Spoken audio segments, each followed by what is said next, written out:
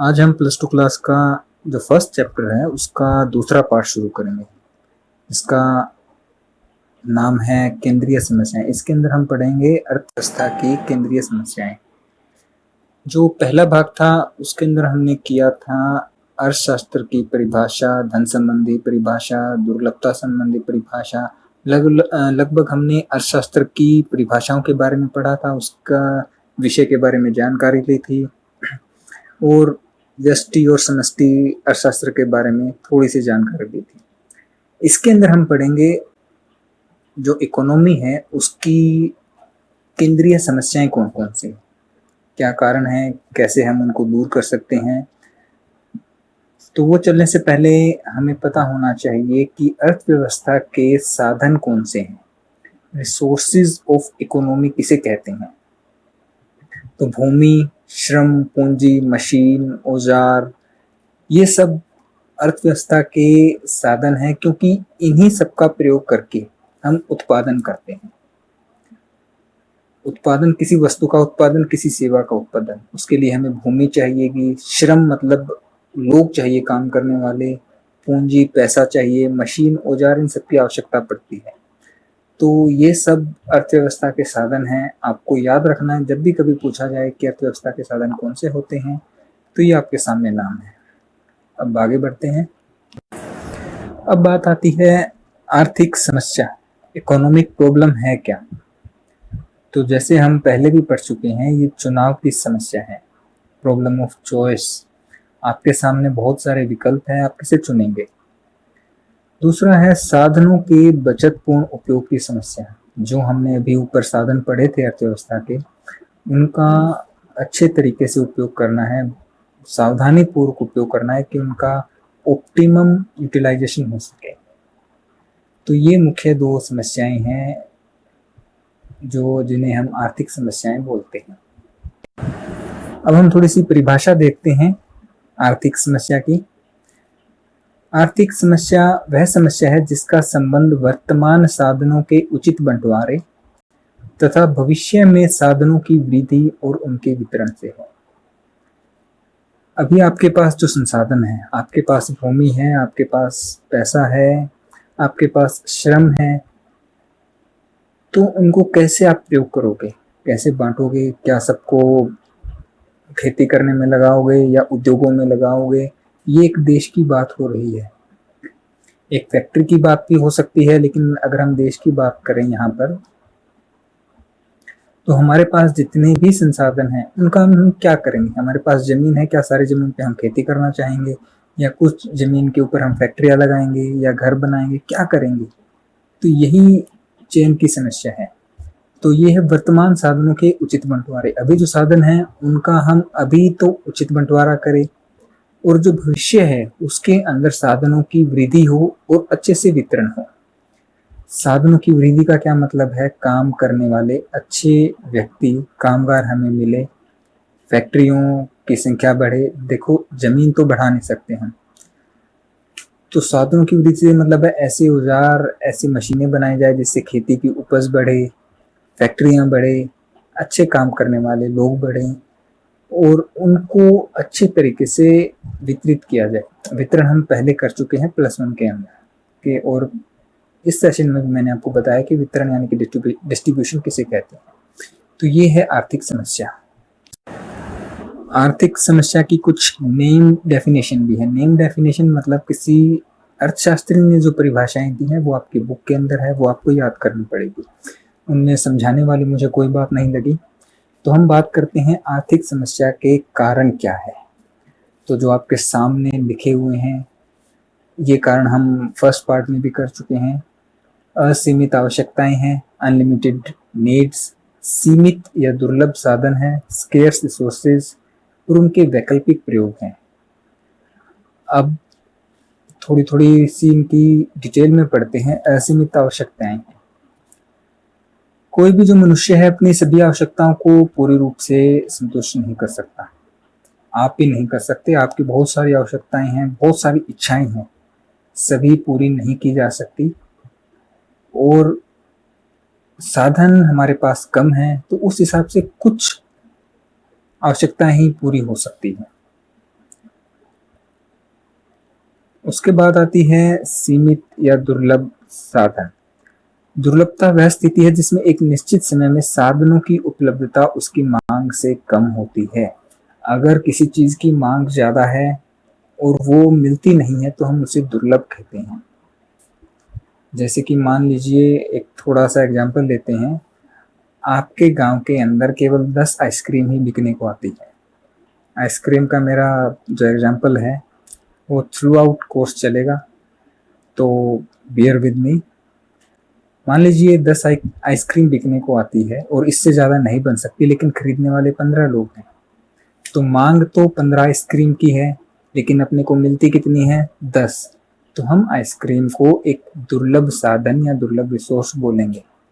केवल उदाहरण के लिए आपको मैं समझा रहा हूँ कि मांग ज़्यादा है लेकिन जो सप्लाई है या उपलब्धता है वो कम है। ऐसी वस्तु को हम, ऐसी स्थिति में हम दुर्लभता बोलते हैं। उसके बाद है वैकल्पिक प्रयोग।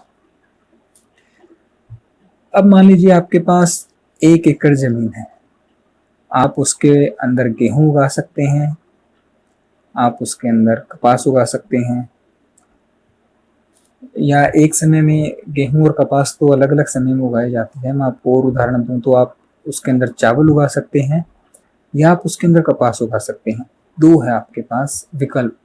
तो आप इस 1 एकड़ जमीन का कैसे प्रयोग करेंगे? क्या सारे के अंदर चावल उगाएंगे, या सारे के अंदर कपास उगाएंगे, या कुछ हिस्से में चावल या कुछ हिस्से में कपास? तो आप क्या करना चाहेंगे? यही एक वैकल्पिक प्रयोग है, यही चुनाव है। और वास्तव में जो ये चयन की समस्या है, यही अर्थशास्त्र की मुख्य समस्या है। इन्हें ही आर्थिक समस्या कहा जाता है। अर्थव्यवस्था अर्थात इकोनॉमी। इकोनॉमी होती क्या है? अर्थव्यवस्था किसे कहते हैं? अर्थव्यवस्था वो प्रणाली है जिसके द्वारा मनुष्य अपनी आजीविका कमाते हैं तथा आवश्यकताओं की संतुष्टि करते हैं। मतलब एक ऐसी व्यवस्था जिसके अंदर मनुष्य कमाई करे और उस कमाई से, उस आमदनी से या उस आय से वो जो अपनी आवश्यकताएं हैं, जो उसकी नीड्स हैं, उनको फुलफिल करे, आवश्यकताओं को संतुष्ट करे। इस सारी प्रणाली को ही अर्थव्यवस्था कहा जाता है। और अर्थव्यवस्था की अपनी कुछ मूलभूत, आधारभूत आर्थिक समस्याएं होती है। उन समस्याओं के बारे में हम बात करते हैं। तो central problems of an economy, अर्थव्यवस्था की केंद्रीय समस्याएं कौन कौन सी हैं? मुख्यतः 3 होती हैं। किसका व कितना उत्पादन किया जाए, किन वस्तुओं तथा सेवाओं का उत्पादन किया जाए तथा कितनी मात्रा में किया जाए। सबसे पहली समस्या है ये। दूसरी है उत्पादन किस प्रकार किया जाए, तरीका क्या हो, हाउ टू प्रोड्यूस।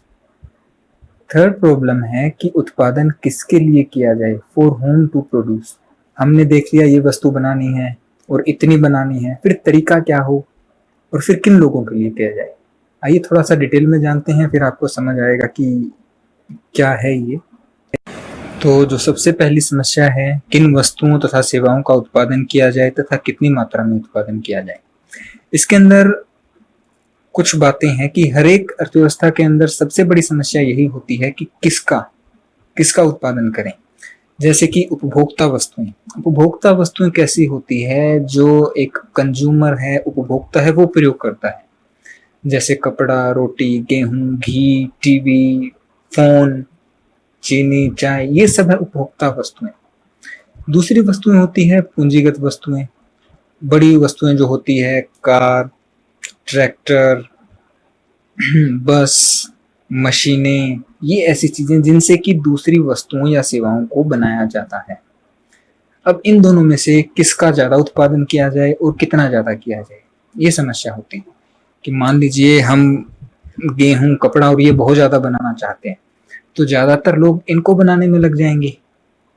जो अपने को ट्रैक्टर बनाने हैं, कार बनानी है, उनके लिए ना तो फैक्ट्रियां रहेगी, ना उनके लिए अपने पास मशीनें कम होंगी, फैक्ट्रियां कम होंगी और काम करने वाले लोग भी कम होंगे। तो डिपेंड करता है कि हम क्या बनाना चाहते हैं। इसी प्रकार होती है कि युद्धकालीन वस्तुएं बनाई जाए या शांतिकालीन वस्तुएं। शांतिकालीन में तो ऊपर वाली सभी वस्तुएं आ जाती है। युद्धकालीन युद्ध के लिए तैयार रहना पड़ता है, जैसे कि बंदूकें बनाई जाए, तोप, टैंक, फाइटर जेट्स, गोलियां, ये सारी चीजें। तो कौन सी बनाई जाए, कितनी बनाई जाए, ये भी प्रॉब्लम है। जब एक अर्थव्यवस्था के अंदर यह तय हो जाता है कि हम उपभोक्ता वस्तुएं इतनी बनाएंगे, पूंजीगत वस्तुएं या कौन सी वस्तुएं बनाएंगे, फिर बात आती है कितना उत्पादन किया जाए। कि हमने तय कर लिया कि मशीन बनाएंगे, ट्रैक्टर बनाएंगे, गेहूं, चावल और चीनी बनाएंगे, मान लीजिए ये होगा, तो कौन सी चीजें ज्यादा बनाई जाए। तो ये सारी समस्याएं होती है। ये डिपेंड करता है सिचुएशन पर, देश के ऊपर और अर्थव्यवस्था के ऊपर कि उनकी जरूरत क्या है। जो उत्पादक है वो क्या बनाना चाहता है, वो बनाना चाहता है उस वस्तु को जिससे उसको अधिकतम लाभ हो। मान लीजिए आप एक किसान है तो आप एक उत्पादक है। आपके पास 1 एकड़ जमीन है, आप इस समय चावल भी बो सकते हैं और धान भी, यानी कि कपास भी। दोनों वस्तुओं में से आपके पास ऑप्शन है, आप क्या बोना चाहेंगे जिसमें आपको ज्यादा फायदा हो। तो उत्पादक हमेशा ये देखता है कि उसे किस चीज को बोने में या किस चीज के उत्पादन से अधिकतम लाभ होगा।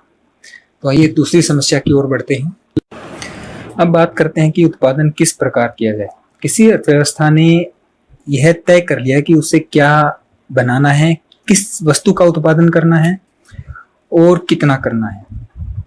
अब बात आती है तकनीक क्या प्रयोग की जाए।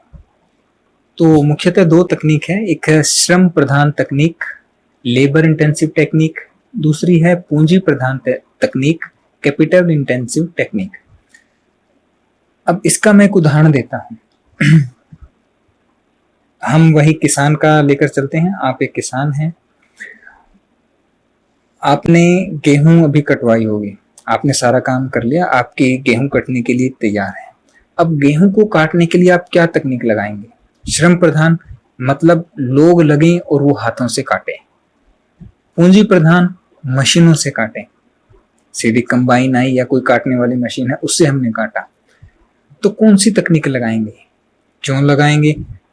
हमारा काम जल्दी हो, हमारे पैसे कम लगे, उत्पादन की जो लागत है वो भी कम लगे, तो हम उस तकनीक के बारे में ही गौर करेंगे, उसी को लगाना चाहेंगे। जैसे कि सबसे कुशल तकनीक वह मानी जाती है जिसके प्रयोग से समान मात्रा का उत्पादन करने के लिए सीमित साधनों की सबसे कम आवश्यकता होती है, क्योंकि साधन अपने पास कम है। तो क्या तकनीक लगाएंगे। मान लीजिए हमें बुआई ही करनी है। अब ये कटाई वाला ही एग्जांपल दोबारा लेते हैं। अगर हम हाथ से काटते हैं तो हमारा खर्चा कम लगेगा, लेकिन हाथ से काटने में क्या है, समय ज्यादा लगता है। तो हमें वो समय भी देखना पड़ेगा कि हमारे पास इतना समय है या नहीं है।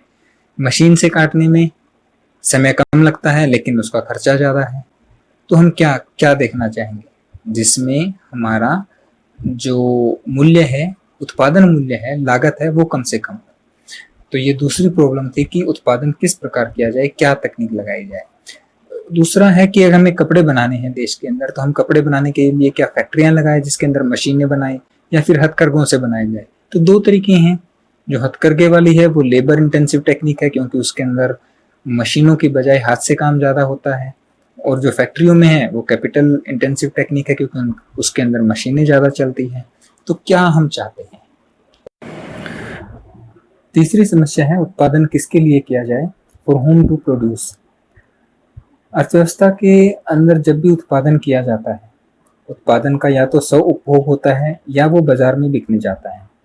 एक उदाहरण है कि आपने जो भी गेहूं काटी थी, वो गेहूं का उत्पादन एक तो आप अपने लिए करते हैं क्योंकि आपको खानी है गेहूं, तो वो हो गया स्व उपभोग। दूसरा आप उसको बाजार में भी बेचते हैं, तो वो हो गया बाजार में विनिमय। तो इन 2 कारणों से उत्पादन किया जाता है। अब किसके लिए, तो पहला आता है व्यक्तिगत वितरण, पर्सनल डिस्ट्रीब्यूशन। तो ये हमें देखना पड़ता है जो हमने उत्पादन किया है उसका हम वितरण कैसे करें लोगों के अंदर। जैसे कि मान लीजिए हमने गेहूं उगा लिया और गेहूं की कमी है तो हम उसका वितरण कैसे करेंगे, ये सरकार को देखना पड़ेगा। क्योंकि आपने गेहूं उगाया है, गेहूं सब लोग तो उगा नहीं सकते। शहरों में बैठे जो लोग हैं जिनके पास खेत नहीं है, या गांव में भी जो भी व्यक्ति जिसके पास खेत नहीं है वो गेहूं नहीं उगा सकता। तो आपने तो गेहूं उगा लिया, लेकिन खाना तो उनको भी खाना है। तो ये सरकार देखेगी कि सारा गेहूं आप तो नहीं रख लेंगे, तो वो वितरण की ऐसी प्रणाली देखेगी कि कोई रह ना जाए आवश्यक वस्तुओं के लिए। दूसरा होता है कार्यात्मक वितरण, यानी कि फंक्शनल डिस्ट्रीब्यूशन। जो पहला था उसका लेना देना था आय के समान वितरण से। जो भी चीजें बनाई जाती है वो इस तरीके से बनाई जाए कि सभी लोगों में आय का समान बंटवारा हो। मान लीजिए आपने एक फैक्ट्री लगाई है, फैक्ट्री के अंदर आपको बहुत लाभ हुआ, लेकिन आपके जो काम करने वाले लोग तो थे या है, आप उनको सैलरी या तनख्वाह बहुत कम देते हैं, तो ये व्यक्तिगत वितरण के अंदर आता है। अब उसी फैक्ट्री के अंदर जब आपको लाभ हुआ तो आप उस फायदे का या लाभ का क्या करेंगे? क्या आप अपने पास रख लेंगे कि आपकी कमाई है आप उसे खर्च करेंगे? दूसरा आप क्या कर सकते हैं कि और फैक्ट्री लगाएं और मशीनें खरीदे, लोगों की मजदूरी बढ़ा दें और लोगों को रखें। ये बहुत सारे काम हैं, तो आप किस में ज्यादा इन्वेस्ट करेंगे? इसको बोलते हैं कार्यात्मक वितरण। तो उत्पादन के विभिन्न साधनों यानी कि भूमि, श्रम, पूंजी तथा उद्यम आदि में उत्पादन का बंटवारा कैसे किया जाए, ये है हमारी तीसरी समस्या। तो आइए आगे बढ़ते हैं। अब हम बात करते हैं विभिन्न प्रकार की अर्थव्यवस्थाएं और उनके अंदर क्या प्रॉब्लम्स आती है। मुख्यतः 3 तरह की अर्थव्यवस्थाएं हैं। बाजार अर्थव्यवस्था, इसे हम पूंजीवादी अर्थव्यवस्था भी बोलते हैं, मार्केट इकोनॉमी या कैपिटलिस्टिक इकोनॉमी कैपिटलिस्ट इकोनॉमी भी बोलते हैं। दूसरा है समाजवादी अर्थव्यवस्था, इसका दूसरा नाम है केंद्रीय योजनाबद्ध अर्थव्यवस्था। ये आप बुक में देख लीजिए, सेंट्रली प्लान्ड इकोनॉमी या सोशलिस्ट इकोनॉमी। तीसरी है मिश्रित अर्थव्यवस्था या मिक्स्ड इकोनॉमी। तो जो सबसे पहले है मार्केट इकोनॉमी या कैपिटलिस्ट इकोनॉमी है, पूंजीवादी अर्थव्यवस्था जिसे हम बोलते हैं। बाजार अर्थव्यवस्था यानी कि बाजार के अधीन है। 3 समस्याएं थी, क्या उत्पादन किया जाए, कैसे किया जाए और किसके लिए। अब उत्पादन कौन करता है? जिसकी फैक्ट्री होती है, जिसका खेत होता है। अब यहाँ पर ये सारी बातें, इन तीनों समस्याओं का समाधान अपने को देता है बाजार। जिस वस्तु की बाजार के अंदर मार्केट में मांग है, हम उसी का उत्पादन करेंगे। जितनी मांग है उतना ही उत्पादन करेंगे। अभी मान लीजिए आजकल जो मोबाइल फोन है वो टच वाले मोबाइल फोन की मांग ज्यादा है, तो जो बनाने वाली फैक्ट्रियां हैं, जो कंपनीज है, वो क्या करेगी? स्मार्टफोन ज्यादा बनाएगी, जो कीपैड वाले हैं वो कम बनाएगी। क्यों? क्योंकि उनकी मांग ज्यादा है। कितना बनाएगी? जितनी मांग है, जितना कि उन्हें बहुत ज्यादा लाभ दे सके, अधिकतम लाभ दे सके। ऐसी अर्थव्यवस्था को बाजार अर्थव्यवस्था कहा जाता है, क्योंकि इन तीनों जो समस्याएं हैं उनका समाधान हमें बाजार ही देता है। तो वो 3 समस्याएं थी, केंद्रीय समस्याएं थी, उनका समाधान किसने दिया? बाजार ने। क्या बनाना है? जिसकी मांग है। कितना बनाना है? जितनी मांग है। इसके लिए बनाना है वो आप देखते हैं कि जो जहां से अपने को ज्यादा लाभ मिल सके हम उसके लिए बनाएंगे, कोई किसी का कंट्रोल नहीं। अब बात करते हैं दूसरी व्यवस्था, समाजवादी अर्थव्यवस्था या केंद्रीय योजनाबद्ध अर्थव्यवस्था। इसके अंदर यही 3 प्रश्न हैं, क्या, कैसे और किसके लिए उत्पादन किया जाए। इनका उद्देश्य एक ही होता है और वो सरकार लेती है। यहाँ पर लाभ लेना उद्देश्य नहीं है। सरकार देखती है कि अपने लोगों का कल्याण किसके अंदर है। सरकार का कोई अधिकारी बताता है कि अगर हमें फोन बनाने हैं तो फोन बनवाएगी। अगर उन्हें लगता है कि फोन देश के लिए ज्यादा ठीक नहीं है, फोन से अच्छा है कि हम ट्रैक्टर बनाएं, तो वो फोन की फैक्ट्रियों के बजाय किस पे ज्यादा ध्यान देगी? ट्रैक्टर बनाने पे। या उन्हें लगता है कि भोजन की ज्यादा आवश्यकता है तो बिस्किट, ब्रेड, इनकी फैक्ट्री पे ज्यादा ध्यान देगी और लोगों को कहेगी कि आप ये फैक्ट्रियां लगाओ, स्मार्टफोन की फैक्ट्री मत लगाओ। यहाँ पर नियंत्रण हो जाता है सरकार का कि क्या बनाएंगे, कितना बनाएंगे और किसके लिए बनाएंगे। यहाँ पर मांग का कोई लेना देना नहीं होता और यहाँ पर तकनीक अपनाई जाती है श्रम प्रधान तकनीक, क्योंकि श्रम प्रधान तकनीक अपनाने से क्या होगा कि ज्यादातर लोगों को रोजगार मिल जाएगा, लोगों का कल्याण होगा। तो ऐसी व्यवस्थाएं होती है समाजवादी अर्थव्यवस्था के अंदर। बाजार अर्थव्यवस्था में ये नहीं थे। बाजार अर्थव्यवस्था में कोई कौन सी तकनीक अपनाएगा उत्पादन के लिए जिससे उसे मुनाफा ज्यादा हो, लेकिन समाजवादी अर्थव्यवस्था ऐसी अर्थव्यवस्था है जिसके अंदर प्रॉफिट, लाभ, मुनाफा नहीं देखा जाता है समाज का कल्याण, और जो जरूरी वस्तुएं हैं उनका उत्पादन पहले किया जाता है। अब तीसरी अर्थव्यवस्था आती है मिश्रित अर्थव्यवस्था। इस अर्थव्यवस्था के अंदर जो हमने पढ़ी थी बाजार अर्थव्यवस्था और समाजवादी अर्थव्यवस्था, इन दोनों का मेलजोल होता है। इसमें समाज कल्याण को ध्यान में रखकर भी निर्णय लिए जाते हैं और कुछ चीजों के लिए बाजार अर्थव्यवस्था का जो मॉडल है वो अपनाया जाता है। जैसे एक उदाहरण है रेलवे। भारत के अंदर जो रेलवे है वो सरकारी उपक्रम है, प्राइवेट हाथ में नहीं है। क्यों है? क्योंकि बहुत सारे लोग, गरीब लोग रेलवे के ऊपर निर्भर है एक जगह से दूसरी जगह आने के लिए, क्योंकि रेलवे में आना जाना सस्ता पड़ता है। तो सरकार उसके अंदर लाभ ना कमाकर भी उसको चला रही है, प्राइवेट हाथों में नहीं है, और सरकार कम कीमत पर उपलब्ध करवाती है। तो ये किसका हो गया? समाजवादी अर्थव्यवस्था हो गया। लेकिन आप फोन बना सकते हो, आप क्या फैक्ट्री खोलना चाहते हो वो आपके ऊपर है, कौन सी तकनीक लगाना चाहते हो वो भी आपके ऊपर है। ये किसका उदाहरण हो गया? बाजार अर्थव्यवस्था का। तो किसी अर्थव्यवस्था के अंदर जब बाजार अर्थव्यवस्था और समाजवादी अर्थव्यवस्था दोनों के गुण हो उसे हम मिश्रित अर्थव्यवस्था कहते हैं, और भारत के अंदर भी मिश्रित अर्थव्यवस्था ही लागू है। ये हमारा दूसरा पार्ट समाप्त हुआ। इसके बाद हम करेंगे उत्पादन संभावना वक्र, और नेक्स्ट पार्ट में हम इस चैप्टर को पूरा कर देंगे। अगर कोई आपको प्रॉब्लम आती है तो आप मुझे मैसेज करके पूछ सकते हैं। धन्यवाद।